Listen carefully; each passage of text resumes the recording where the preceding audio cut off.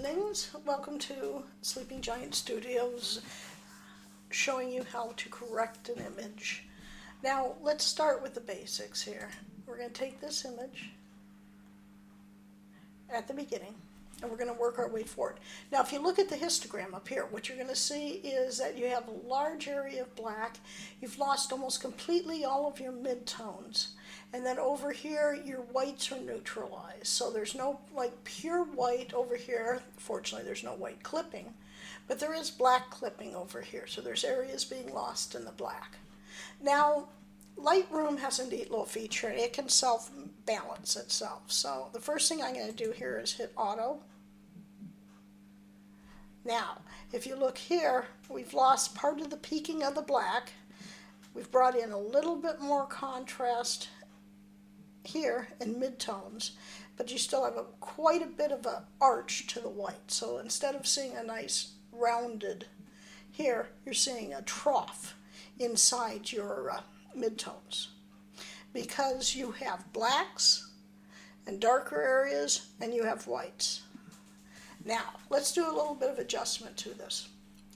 So I'm going to start out with, I'm going to check my color balance.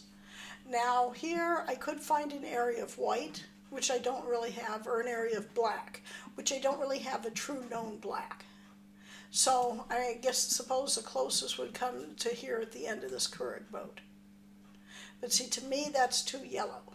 So let's go back here. Let's go to as shot. Okay, since I was probably pretty close to what the light temperatures were there. But I'm going to do a little trick here. I'm going to push up the vibrancy, and I'm going to push up the saturation. All right. So now what you're seeing is you're seeing a lot blues. You're seeing the blues here. You're seeing more of the yellows in here. So I think what we can do here is push up the blues just a little bit more. But I don't want to go too much because I don't want this to become blue. So maybe back just a hair. Now, if I double click on vibrance, it'll bring it back to the middle. Double click on saturation, and we're going to have a much better white balance there by using that little trick. Now, one of the things I notice here is, see how this points, angles down towards the left. As we know, the ocean is flat. So this doesn't work visually. So we're just going to take and hit your crop button, and I'm just going to take the corner here and I'm going to slide it that way so that it's level. See, I can tell over there. And now I want more of my picture over here than I do over here, so I'm going to scoot it over. All right, so I fixed that problem. Disaster averted. Life is good. Now, here it's pretty flat. So what I'm going to do is I'm going to add a little bit of vibrancy, and I'm going to add a little bit of saturation. Anybody who's been to Ireland knows that you have 500 tones of green, and they're very intense. But I do not recommend having more saturation than vibrance. So I'll pull that back a little bit, maybe push up the vibrance a little bit. That'll pull that out. Now, if you look at the grass here, you have that kind of clumps. Now, one of the ways I can bring that out and make it stand out just a little bit more is by pushing up just slightly the clarity. Now, if you look at it, you can see that much more. You can see here much more. All right, now, the sky is really dull here. There's a couple of ways to fix it. I find the easiest one is using the graduated filters. Now, start from the top, because I want it to go from the top down. So if I want it dark or whatever, I want to start at the top down. Now, one of my tricks here is I could just make the sky darker. Okay, so we've got storm, we have sun, storm, nuclear summer, and so we're going to scoot that right in here. Now, the dehaze tool here is the perfect application for this. We'll pull it down a little bit here. We'll just pull this whole thing down a little bit here. But no, because I've got it straight across here, I'm losing, this is getting darker. So actually what I can do is rotate this up so it matches the line here.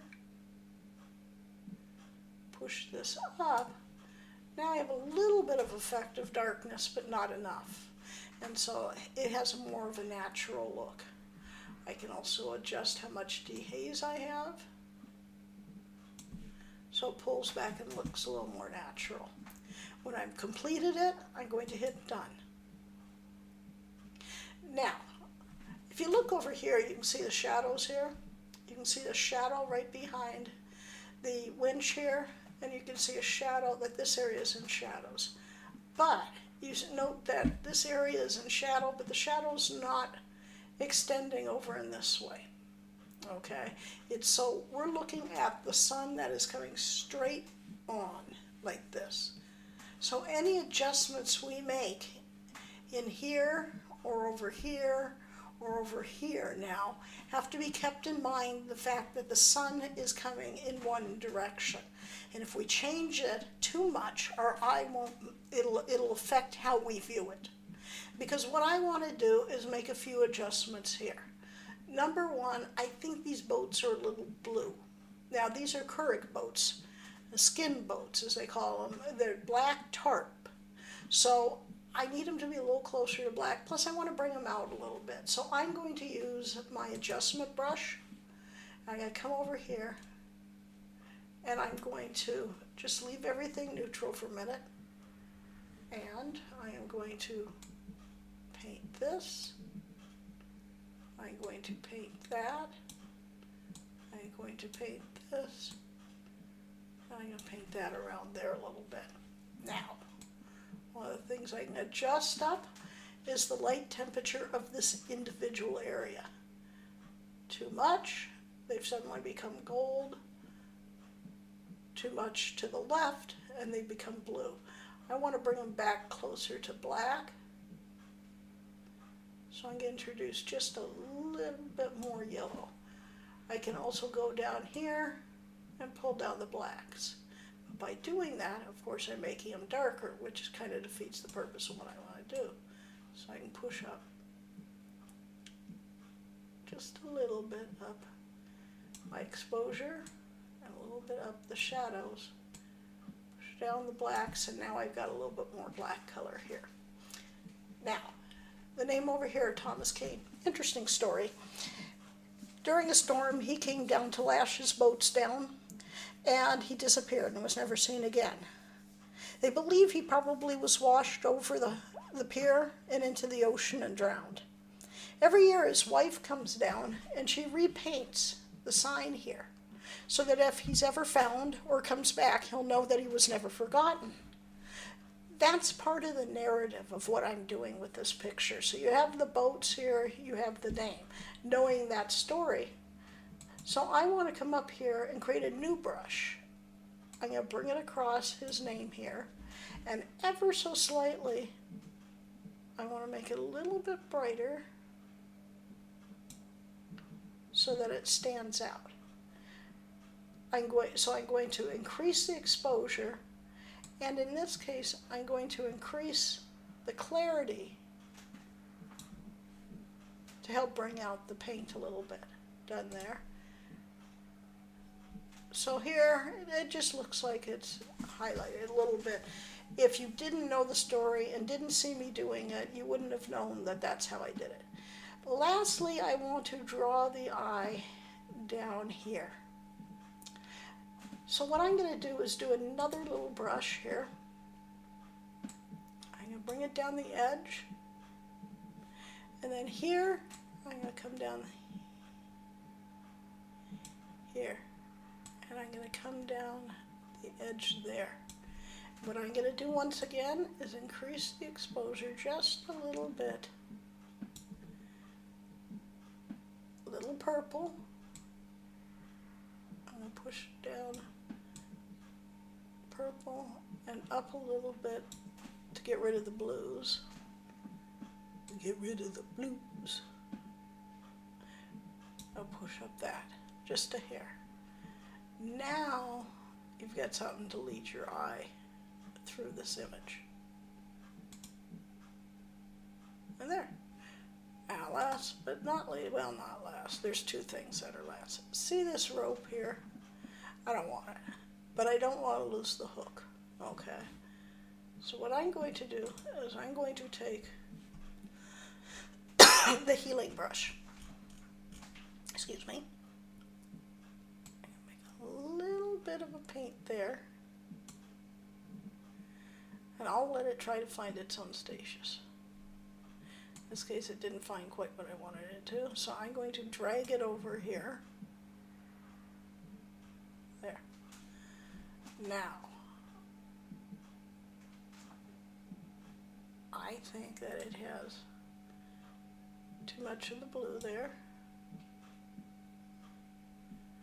so I'm going to ask it to clone instead. So now I've lost that blue.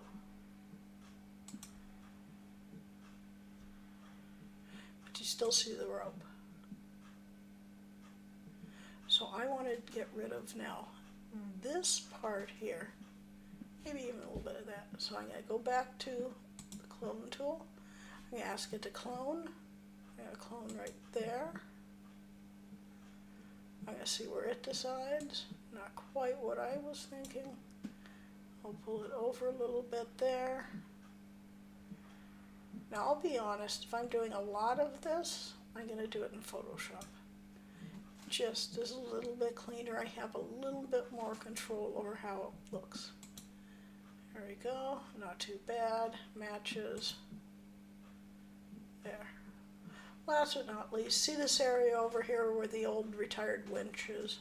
Used to winch the boats up. So you'd put the boat here, you can winch it up. So I'm going to just take the adjustment brush again, a new one, and I'm just going to very lightly, new. There we are. Paint the inside part of that. Even though the sun's coming directly here, we've lost too much back here. And then I'm just going to push up the shadows just enough where you can kind of see what that is. Done. There you are. So a whole different picture. And all that. So I think that's a kind of a real good idea of the different tools that Photoshop Lightroom has. Sorry, Adobe Lightroom has. And thanks for watching.